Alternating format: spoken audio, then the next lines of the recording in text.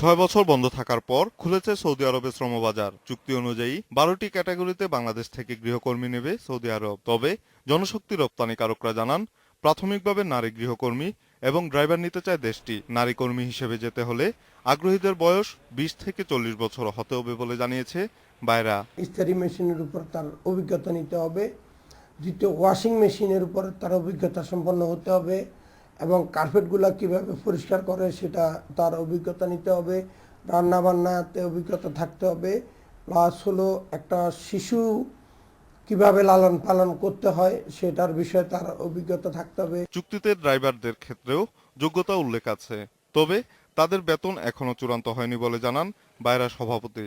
ড্রাইভারের হলো যোগ্যতাটা হলো তার কমের মধ্যে 5 বছরের অভিজ্ঞতা থাকতে হবে, সেটা তার ড্রাইভিং লাইসেন্সে প্রমাণ করবে। শ্রমিকদের নিরাপত্তা নিশ্চিত করতে প্রয়োজনীয় পদক্ষেপ নেওয়া হবে বলে জানিয়েছেন প্রবাসী কল্যাণমন্ত্রী। মনিটরিং সেল তো অবশ্যই হবে। এখন এতগুলো লোক যাচ্ছে, কে কোন এমপ্লয়ারের দ্বারা নিগৃহীত হচ্ছে, কে কোন বিপদে পড়তেছে, এটা তো মনিটরিং তো করতেই হবে আমাদের। আমরাও যেমন করব, এই আমাদের যারা রিক্রুটিং এজেন্টরা লোক পাঠাবে তারাও তো করবে। সব প্রক্রিয়া শেষে কর্মী পাঠাতে ১ থেকে ১.৫ মাস সময় লাগবে বলে জানান সংশ্লিষ্টরা। Niladri Maharatna, independent news, Dhaka.